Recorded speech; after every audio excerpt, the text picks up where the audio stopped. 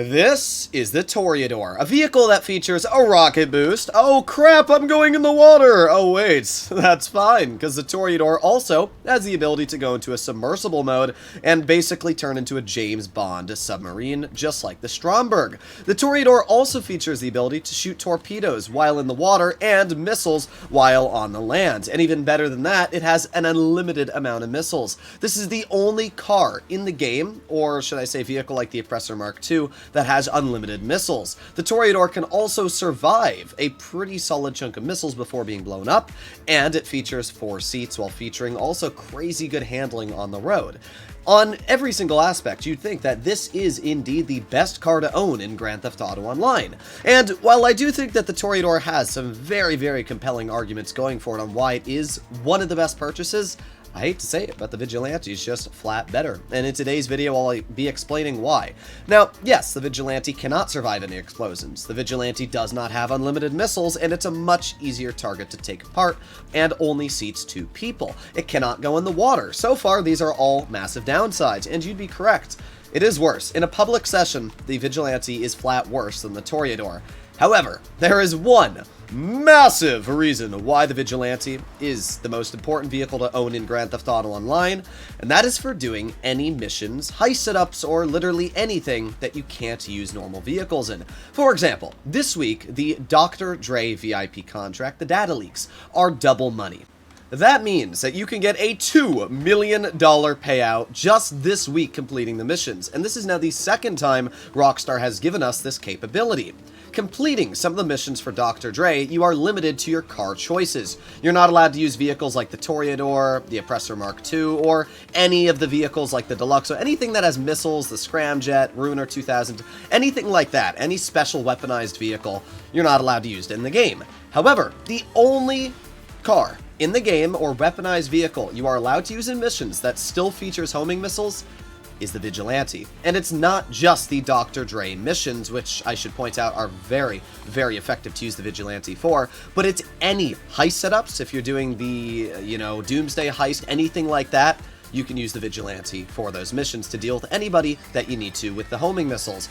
Any of the original heists in the game, once again, you can use any Vigilante for. What that means is that essentially, the Vigilante is the only choice that you should be going for if you ever plan on doing the Dr. Dre VIP missions, and it should also be the only choice you're going for when it comes to doing really any heist setups. Because of the fact the vehicle is fast, it features insane pushing capability. There's a lot of missions where it involves cars trying to drive in front of you and push you out of the way, and the Vigilante has no problem with that. It easily sends cars out of the way because of how heavy it is. But as I said, it's also the fact that it is the only weaponized vehicle that features fully homing missiles that you can use in missions. The first major strength of the Vigilante is its rocket boost and incredible top speed. In front of you, we are on a very long stretch of highway, and I'll be showcasing just how fast the Vigilante is able to go. Now, just without even using the rocket boost, you can see that this is not a slouch at all. It's in the Supers class for a reason, and that's because this vehicle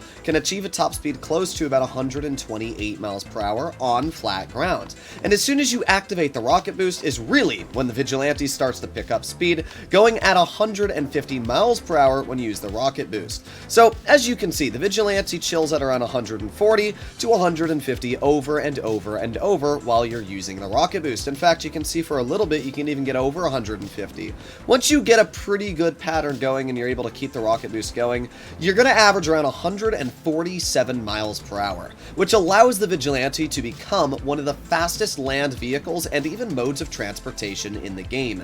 Vehicles like the Oppressor Mark II fly at 130 miles per hour, meaning that if you can actually drive the Vigilante on a highway and not crash, you can go just as fast, if not faster, than an Oppressor Mark II or even the majority of flying propellered vehicles. Now, I'm not going to say that the Vigilante is a better mode of transportation than, for example, a plane or even the Oppressor Mark II, but it still stands to be a very good vehicle when it comes to overall mobility and an insanely fast top speed for a land-based vehicle. While the Vigilante is not cheap, it's also not the most expensive choice, coming in at $3.75 million. First of all, there's no trade price, which is great. It means you don't actually have to do some painstakingly boring missions or tasks that you don't really care about to save a little bit of money on a car. This thing comes right out of the bat with no trade price whatsoever and fully unlocked in Warstock Cash and Carry. So you purchase the vehicle for $3.75 million, which, as I said, is actually not that ridiculously expensive. If you look at the Deluxo, after the price changes, it now sits at $4.3 million. The Oppressor Mark II is $8 million, and heck, even the Toreador and Scramjet are also in the $4 million range. So even though $3.75 million is still quite an expensive price tag, it's actually cheaper than all the other counterparts at this point. Once you have purchased the Vigilante, you're going to want to upgrade it. Now, bringing it over to LS Customs is not actually going to help you that much because you can't equip the weapons. You're actually going to have to get out your Mobile Operations Center or Avenger, drive it in there, and then use the customization inside those vehicles to actually customize the car. It's kind of weird that's the case because there's other vehicles you can bring into Los Santos Customs to put weapons on, but oh well. It's not the end of the world. It's still pretty easy to do that, especially because the MOC is a pretty cheap purchase nowadays in Grand Theft Auto Online. Now, the weapons you get consist of a machine gun, a pretty stock standard machine gun, I can't say there's anything crazy about it, and 30 homing missiles. Now, these homing missiles are absolutely insane, and to show just how good they are, we're going to be doing a mission here. And this is a great example of how being the only vehicle in the game that you can use the missiles on is absolutely amazing. I mean, look at this. We have not missed a single missile. Every single car is blown up. There's only one car left and no problem whatsoever. Just swing our car. Oh, looks like the missile hit the guardrail there, but that's fine. We've already hit it. There you go. Mission complete. It shows you just how easy it is to blow things up with the Vigilante missiles. These are just as effective as the Toreador missiles. They're just as effective as Deluxo missiles. They are just as effective as Ruiner 2000 missiles. Because of that, you can very, very easily hit helicopters out of the sky. If there's somebody trying to chase you and you just get a lock on them, the chances of you hitting them, especially if they do not have flares, is pretty dang easy. You can see even when there's vehicles driving on oncoming lanes, it is super, super easy to smack them out of the way. And as I said before, another great thing is if you ever do run out of missiles and you need to push somebody out of your way, that's completely fine as well. You just use your rocket boost and boom, look at that. Car's completely gone. Doesn't even slow me down. So weapon-wise, the Vigilante is incredibly well packed. Not only does it have great weapons, but it also has great survivability when it comes to pushing vehicles out of the way. I really have no complaints when it comes to this vehicle, especially because in missions you're not going to have to worry about being blown up. Like, yes, the vehicle cannot survive any explosions. And to show that very easily, I can just get out of my Vigilante, and let's just pull out a homing launcher, or how about even a pump shotgun? We hit it once, hit it twice, and it's blown up, which is the same as it takes for any normal upgraded car.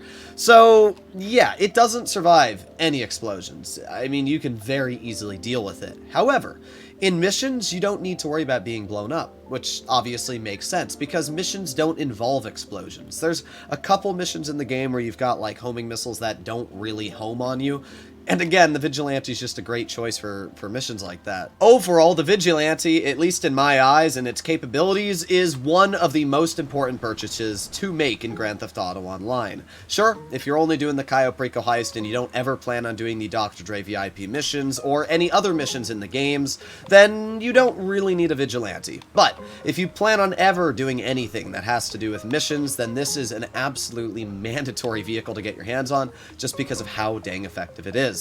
At the end of the day, hopefully you enjoyed today's video, hopefully you learned a thing or two, and let me know what you think about the Vigilante. I think the Vigilante really is great proof that even though this vehicle's been in the game for probably 4 or 5 years now, it still holds a very, very good light up against the rest of the cars that have been in the game for just a couple years, like the Deluxo, even the Toreador, which is a pretty new car. The Vigilante still is a very good example of how power creep in this game really isn't as big of a thing when it comes to weaponized vehicles. I'll see you in the next one. Bye-bye.